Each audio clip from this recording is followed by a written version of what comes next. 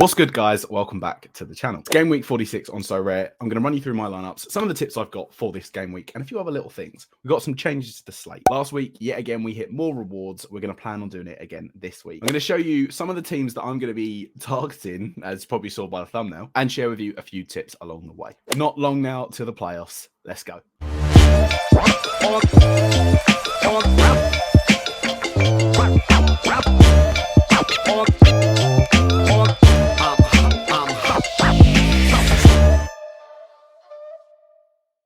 But before, obviously, we jump into it, quick little shout out yet again. We're now 115 members in the Swingman Sorare Society League. If you're not signed up and you're watching this video, what are you doing? It's free to do. Join our league.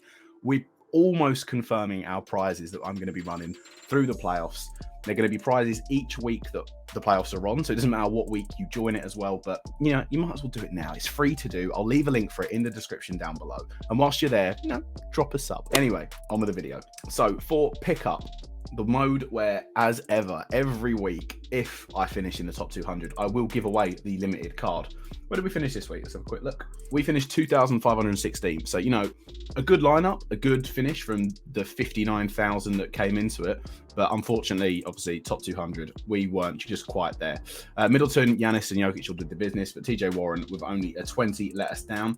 If we go into it for this week, what's the little thing I'm cooking up? I'm cooking up a Luka Doncic. I think that the Mavs have been, I'd say bad is understating it, how bad they've been recently, but a road trip at Miami and a game against the Hawks as well. I think that Luka will have a big game in him here. There's no way their fortunes are this bad for the remaining 5-6 games of the fixtures.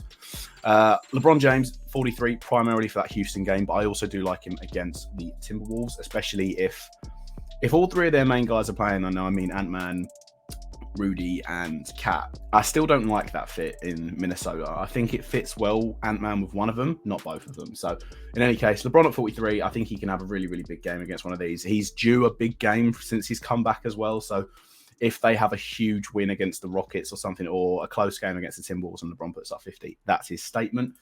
Benedict Mathurin, primarily because Tyrese Halliburton is ruled out. You've got Andrew Nembhard, but at 25, his L10 is now pushing it a bit too high, whereas with Benedict Mathurin here at 14, it's a really nice sell. And that allows me to then have Ant-Man, like I mentioned. Primarily, I like the game against Portland. There is a chance he sits, but I don't think he will. And also Kenyon Martin Jr. at 25. I like the game against Detroit. So look, this lineup definitely has scope for 3 big hitters, a surprise scorer, and also Kenyon Martin Jr. So there is scope that he'll do it. There is obviously some of the plays this week that are like Kevin Knox's that are projecting really well, and Obi Toppin and Nasir Little, some of the Blazer guys. But for this sort of thing, I'm not going to target tanking on the pickup side purely because I want known go-to guys. Like I want trusted scorers. All of these guys here are trusted scorers. I know Benedict Mathurin's at an L10 of 14, but he can hit in the 50s quite comfortably. So yeah, that's the pickup mode. Like ever, if you want to stand a chance to win in, leave your Sorare handle in the description down below, in the comments, I should say. Leave your Sorare handle in the comments down below. What I want to know, But seeing as we've got LeBron in the lineup, put a number down below. I did a short on this that, seeing as we've got LeBron in the lineup, I want to know how many 1,000 points do you think LeBron is going to finish his career on? Because obviously he got the NBA all-time top scorer. How many 1,000 points is he going to end his career on? Just a quick shout out. A lot of you haven't subbed who are watching these videos. It would really help me out. If you like this content, you're appreciating it, please do hit that sub button. It would help me out more than you can imagine. Back with the video. Right then, for the limited stuff, we'll jump straight into limited champion, as that's the juicy one. Now you're thinking, whoa, Joel Embiid, Ja Morant, Devin Booker. I know. Big scorers. And that's primarily because I'm doing another thing that is new to me, and I'm playing Juan Toscano Anderson. If you are new here, this isn't new. I've been playing him now for about 3 or 4 weeks. I've been throwing him into different lineups. He's seeing increased minutes in the rotation. I think he even got a start the other day. He's at an L10 of 6. He's projecting at a 22. Look, I don't love it because he's not. I don't like picking these guys that are not sort of big impact players. He's like a PJ Tucker in the regular season. He will be pure cardio most times of it. There is a chance he's hit or miss is essentially it. He's hit or miss. So I'm going to play him for now because primarily it allows me to pick Ja, Devin Booker and Jordan Poole. And I think Jordan Poole's really good. But if I do jump out of it and throw him in a contender lineup, which is a bit more viable, I think Trey Mann is a more safe bet for terms of he will get sort of 15 to 20 in one of these games. If I throw him here, 21, I could play a Boucher or I could play a few other guys, but it just doesn't seem as spicy to me. I want to take a risk at this stage of sort of the season. And I think that Jordan Poole, I could play D'Anthony Melton, but I think his L10's too high. I can play Jordan Poole along with these 4 guys. And if Juan Toscano Anderson hits, if the JTA hits a sort of 20 bomb, maybe in that game against Brooklyn he can. He's been fairly consistent on the 15 marks. So if he can have one of those games where he gets 30, this guy can get 30 to 40, 40, 40, 40. Who knows? Limited contender. Now, I did have a strat where I was going to put in a Booker in this lineup and play some of the sort of, I was going to throw Juan Toscano Anderson in this and Paul Reed and play Devin Booker. But for limited contender at the moment, I think my lineup, if I'm playing one of these guys here, like Rivers and Micah Potter or Buddy Bohan, I don't want to play Buddy Bohan. If I play any of these, I want to sort of be secure in the lineup. And all of these guys here, I think can outperform their L10s and at a fairly sort of decent rate, I would say.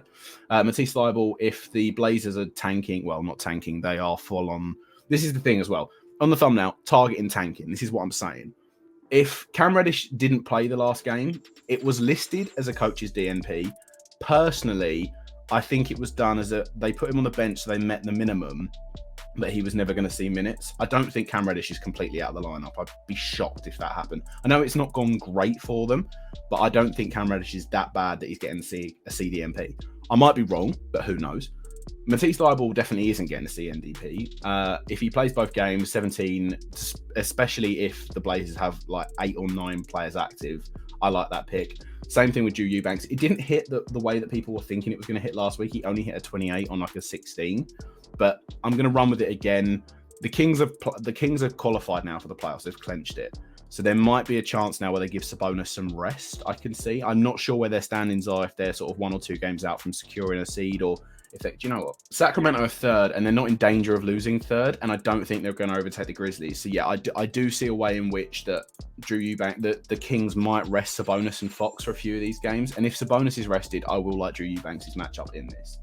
Lou Dort at 25, again, it's high, but he has shown that he can get in the 30s and the 40s, Lou Dort, and I like the game against Phoenix for steals. So with him on that aspect, I'm going to run it. There is obviously scope. I can play a Dylan Brooks, or I could lose Wagner and play Trey Jones and Melton, but I prefer playing Franz Wagner and Dort. Franz Wagner, again, if he's fit and healthy, depending on the Magic as well, especially in that Pistons game and even in the Wizards game, he can get in the 40s quite comfortably. He's been really good for the Magic this year. The Magic have been underwhelming at times, but a very good sort of basketball team, a lot better than they have been in recent years. Anyway, so yeah, all of these guys. Oh, and I didn't even talk about Terrence Mann. Terrence Mann, especially if Kawhi and PG are taking sits, or if Westbrook misses one of these games on the back-to-back, he'll get more minutes in the rotation. Terrence Mann has proved earlier in the season that he can quite comfortably get in the 30s if he gets a good enough run.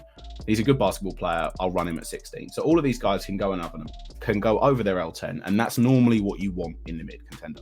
Limited no cap is sort of just a lineup I'm throwing together with the rest of my big tier guys in the gallery. I know Bradley Beal is ruled out for Orlando, which means he's probably going to get ruled out in the next game, but I'm going to take the gamble. Same thing with De'Aaron Fox. I don't see him playing both of these. Vucevic, I really like Vucevic against the Hornets. This is the one thing I'd really want to play him in Champion, so I might try and make a switch if I can, but for now I'm going to leave him in here. Tyrese Maxey and Tobias Harris as well. I think they're just pushing the side of sort of their L10s are quite high. It's the same with Melton. The Sixers have been really, really, really good recently, and I think their L10s are just a smidge too high. So if they want to underperform in these games, whilst I'm not really using them, like especially D'Anthony Melton, I'll take that all day long. Now, on the rare side of things, it's a bit different this week because I'm torn. Normally, I'd always say prioritize champion lineups is what I'd always go with. But this week, some of the underdog guys I've got are actually fairly decent. Now, the main one being, have I not even got him in the lineup? Did I leave it? Not super rare contender. We're not there yet. Maybe next year. The main one being, I've owned a Kevin Knox for ages because I've always thought that if someone gets injured on that Blazers rotation, he'll come in. Now, I've had him for ages. He's at an 18%. I bought him when he got like a 20. No, I bought him miles back from that. I bought him around this mark. In any case, he's now coming into fruition because obviously the Blazers are full on tank mode. And at 9, he's projecting in the 20s and 30s because he even got a starting role the other night. this was also people thinking that he's starting ahead of Cam Reddish, which could be the case. I just don't think, I don't see it like that. I think Cam Reddish is just sort of, they're just bearing with him with his injury. They're not taking any risk on any of their players. But in any case, I can either play Kevin Knox in this lineup or use him for Rare Champion. My issue being, on Rare Champion side, if I go with a Devin Booker, an Anthony Edwards, a Mikal Bridges, a Kevin Knox, that leaves me 36. Now, Kelly Oubre Jr., I really like against both of these, but he's questionable against Chicago, and I don't think he'll play. And I don't know if it's worth taking the gamble that he plays against Toronto and maybe then screwing this lineup up purely to try and fit Kevin Knox in this. It's not like to fit him. Kevin Knox enables me to play three guys that are in like high 30s. I don't have another guy near sort of his L10, and I'm not loving Markelle Fultz as a pick recently. It's not where he's been at the Magic. He's not had those sort of big games. Granted, one's against the Pistons, and there is scope for it. So I could just do this. I could just do that and have the two cap L10, or I could get rid of Edwards and play Jaren Jackson Jr. I really want some help on this one because I want to see what you guys are thinking, where your headspace is at. Personally, right now, like, I don't think that's as good playing Fultz, Jaren Jackson Jr., Bridges, and Knox as it is if I pick Edwards and then Kelly Oubre Jr. But it's just the risk with Oubre Jr. So I want to know what your thoughts are. Let me know in the comments down below. It would really help me out. But for now, I'm going to submit this as my lineup. But if I see that Oubre Jr. is definitely ruled out against the Bulls, I will probably change this before the lock. In any case, we will do Rare Underdog next. And, you know, when I'm looking at this, Garubu can definitely get 16. McGee's been slotted back into the lineup. I do have two of these. So if he does spike ahead of, if Dwight Powell gets like chalked ahead of one of these games, I will sell one of these McGee's. Kendrick Nunn at 5. He's been sneaking back into the rotation. And also primarily because if Bradley Beal is ruled out, he will see more minutes. It's just how this goes with the Wizards. Cam Reddish, again, is a gamble this week. And so is Isaiah Livers. I could sort of change Isaiah Livers down to Alex Caruso, who I know will play. And then that gives me sort of 24, and I can put Marcus Smart in a Rare Underdog lineup. And Marcus Smart is very, very capable. I know I don't know why I show me Cam Reddish again. There we go. He's capable of getting in the 30s. And sort of when you look at it, if he gets 30, Caruso gets 15, that's 45. If he gets, let's go on the side of optimism, 15, that's 60. If he gets 15, 75.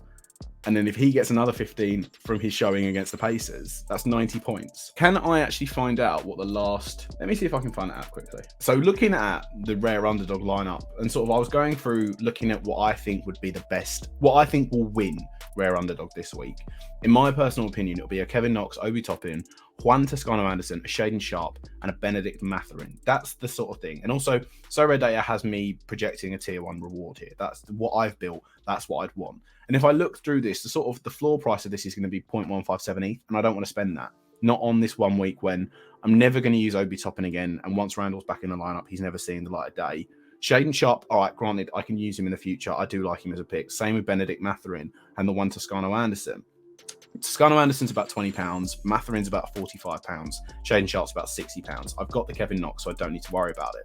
So then it comes into the point of I'm not spending that money on an Obi Toppin, when also at the end of the day, this is still, it's just a projection. It might not go well. It might not. I could look at this video on Monday when I'm recording it. It's projecting 160. I actually might take a look at what it does. Then we can look at it for the future. So that will be something I will do actually. You know what? Sorry, we'll do that. We'll have a look at what this does and we'll compare it for next week to see if I should have took the gamble. But on this case, normally I would roll with it, but I don't see much utility for these cards beyond this sort of game week. And that's where I'm then concerned. This is where it comes into another factor then. If we go back to it and I look at my lineups that I was going to run in Rare Champ. Now, if I'm not convinced on Kelly Oubre Jr. in this manner, do I then want to take the gamble of playing him on this Kevin Knox? Because as you saw from beforehand, if we go and look at Kevin Knox's price right now at Rare, we're talking sort of £37-40. And this is a good profit margin to then cash in and take. And this is guaranteed.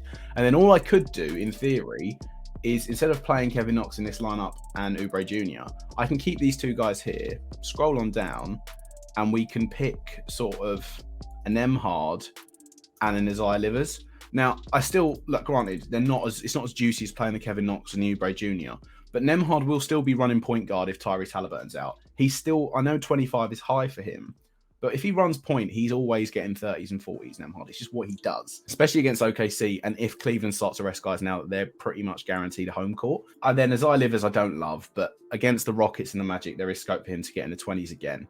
What would you do? That's all I want to know. I'm intrigued. Let me know in the comments down below. Would you sell up Kevin Knox or would you play him and take the gamble?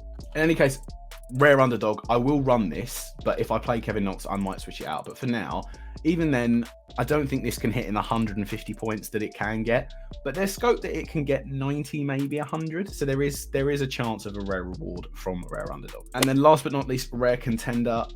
My L10s on some of these guys this week are so poor. They're all in this mid-range mark. Whereas, like, I can't play a Jimmy or a Jalen, not on a one game with an L10 at that high, and then I don't have the guys that are low enough to fit it. Gary Trent's still injured. Jeremy Sohan's ruled out. Trendon Watford can be a really interesting one. If he's back, I might even play him in my red champ purely because, again, I'm targeting the Blazer players this week. That's the thing I'm doing. I like him as well as an asset going forward. Unlike Kevin Knox, I like him as an asset going forward, so I don't mind holding Trendon Watford because he's played as a power forward and a centre on this Blazers rotation ahead of Nurkic sometimes in crucial moments, in closing 5 moments. So I really like him in the future, and he's still young, so I'm not worried about holding on to him for another season. So in any case, if I do build this out, I'll probably run Cam Reddish. I'll take the gamble on him. I'll probably run Trendon Watford and take the gamble on him. And then this is what I mean. My lineup, I just don't have the lower L10 guys for here. Like, I'm looking at trying to pick up like a Sam Hauser and a few other guys like that. But if we throw in a JaVale McGee thinking he's going to play, that leaves me 34. That means I could put Markelle Fultz in this lineup and leave it at that. It's really annoying that Bol is completely out of the rotation because he'd be such a nice one to have in here. Because I could play him and then swap out McGee and play RJ Barrett. And then this, I think, looks really good if Bol was back in the damn rotation. But he isn't. So we'll run McGee and we'll run Markelle Fultz. And we just hope that JaVale McGee sees a bit more time on the court. That's going to be the gamble this week, unfortunately. And there's no other guys I like at an L10 of 8 that I want to sort of... You can target them for this week and go out on the big, like Johnny Davis with Bradley Beal out, but then I don't like Johnny Davis any point in the future after that. That's the issue. And I don't want to buy these guys, especially when I'm trying to hold to me right now, ready to attack the playoffs.